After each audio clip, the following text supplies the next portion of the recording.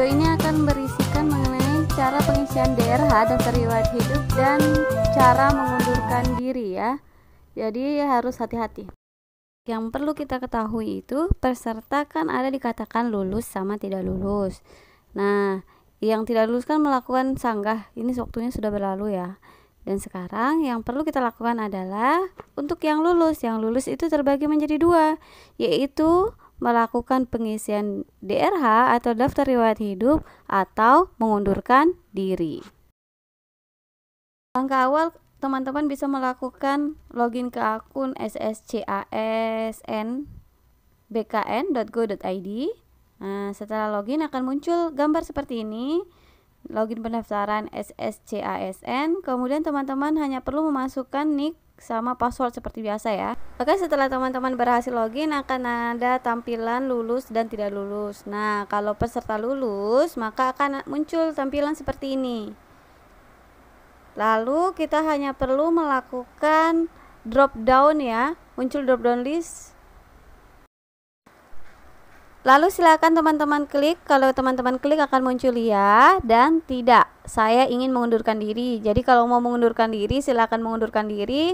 Tetapi kalau tidak akan pilih ya, berarti lanjut ke pengisian DRH. Jika teman-teman ingin mengundurkan diri maka klik unggah surat pengunduran diri dengan choose file. Filenya sudah ada formatnya ya. Tinggal diunggah. Maka akan muncul kotak peringatan seperti berikut. Dan kotak peringatannya berisikan setelah Anda mengunggah surat pengunduran diri maka status kelulusan Anda dibatalkan dan Anda tidak bisa lanjut ke tahap pemberkasan selanjutnya. Jika yakin mengundurkan diri maka pilih iya. Tapi jika masih ragu dapat klik tidak dan masih dapat mengubah pilihan jawaban di drop down list sebelumnya. Jadi bisa diganti. Tapi jika teman-teman pilih ya maka akan muncul tulisan seperti ini dan ini menandakan bahwa teman-teman sudah mengundurkan diri. Yang kedua, cara pengisian DRH, daftar riwayat hidup. Tapi jika teman-teman ingin mengisi DRH, maka klik iya, kemudian silakan klik tombol pengisian daftar riwayat hidup. Jadi setelah itu akan muncul gambar seperti ini di layar teman-teman. Ini saya perbesar ya. Ini yang akan teman-teman isi biodatanya ya. Jadi dia terbagi di sini untuk data perorangan, pendidikan, pekerjaan, keluarga, organisasi, dan dokumen. Jadi ini pengisian data perorangan ya. Pengisian ini harap dilakukan dengan hati-hati dan teliti ya, karena data yang diisikan digunakan untuk pemberkasan dan tidak dapat diubah setelah teman-teman mengirim daftar riwayat hidup. Kolom yang ditandai dengan bintang merah wajib diisi ya. Kemudian gelar depan dan gelar belakang jika tidak ada isi saja garis mendatar.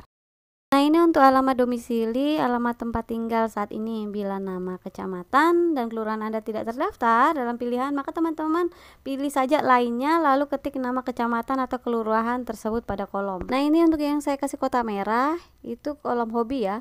Kolom hobi dapat diisi lebih dari satu jenis, seperti contoh berikut. Jika sudah, tarik ke bawah, kemudian bagian bawah akan muncul seperti ini. Kemudian isilah captcha berikut, lalu klik tombol selanjutnya. Ini untuk data pendidikan ada dua ya. Data pendidikan itu ada pendidikan dan kursus pelatihan ya. Apabila ingin mengubah data riwayat pendidikan, klik tombol pada riwayat pendidikan yang ingin dihapus, kemudian silakan klik ubah data. Yang perlu diketahui yaitu tidak dapat menambahkan pendidikan lain yang setingkat dengan pendidikan yang digunakan untuk melamar atau pendidikan setingkat yang lebih tinggi. Contohnya, misalnya melamar pakai S1 tidak bisa menambahkan menggunakan ijazah S2 atau memiliki 2 ijazah S1 dan mau ditambahkan semua tidak bisa ya, maka akan gagal. Untuk mengisi riwayat pendidikan isilah mulai dari SD, SMP, SMA, dan perguruan tinggi. Untuk riwayat kursus, jika teman-teman pernah mengikuti kursus, silakan klik tombol tambah kursus, kemudian isikan data-data tersebut dan yang bintang merah wajib diisi. Untuk pekerjaan ini ada 3, yang pertama riwayat pekerjaan, yang kedua penghargaan, yang ketiga adalah prestasi. Jika ingin menambah pekerjaan maka tambah riwayat pekerjaan. Maka akan muncul seperti ini dan diisi dan jangan lupa klik simpan ya.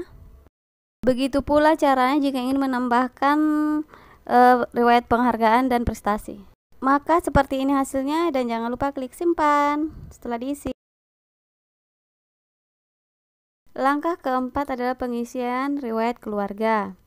Jadi di halaman ini teman-teman wajib untuk mengisi seluruh anggota keluarganya, diantaranya pasangan kita, baik itu suami atau istri, anak kita, orang tua kandung kita, bapak dan ibu, saudara kandung kita, kakak dan adik kita, gitu kan, dan mertua kita. Nah, jika kita ingin menambahkan keluarga, contohnya di sini tambahkan anak ya, tinggal klik tombol tambahkan, maka akan muncul gambar seperti ini. Jadi silakan diisi semua untuk yang dibintang. Jika pasangan kita ataupun keluarga kita, anak kita, mertua kita, orang tua kita PNS, maka silakan klik tombol cari PNS, maka sistem akan otomatis menampilkan data tersebut. Jangan lupa klik simpan ya, dan di akhir jangan lupa klik selanjutnya.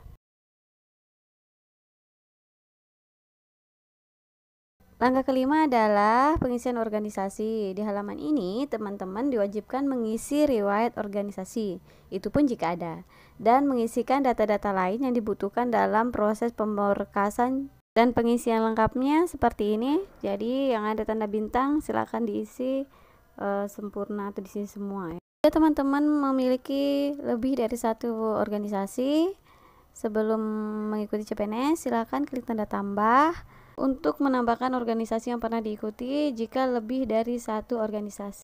Jangan lupa klik simpan. Dan di akhir jangan lupa klik selanjutnya. Langkah keenam adalah unggah semua dokumen yang diperlukan. Di halaman ini, peserta setelah mengunggah semua dokumen, peserta diwajibkan atau teman-teman diwajibkan melakukan 2 kali klik cetak DRH yang telah diisi dengan klik tombol cetak DRH perorangan dan cetak DRH riwayat. Jadi di tulisan paling atas tertulis yaitu silakan cetak dan periksa daftar riwayat hidup Anda dengan cara menekan kedua tombol cetak di bawah. Anda dapat kembali ke menu sebelumnya, memperbaiki data, dan mencetak kembali daftar riwayat hidup Anda bila terdapat kesalahan sebelum mengakhiri proses pengisian DRH. Berikut contoh DRH perorangan. Dan yang ini adalah contoh dari DRH riwayat. Selanjutnya, menuliskan data-data yang diharuskan untuk ditulis tangan di DRH yang telah dicetak tersebut dan menandatangani DRH. Terakhir, DRH yang telah ditandatangani wajib diunggah kembali ke SSCAN di halaman ini.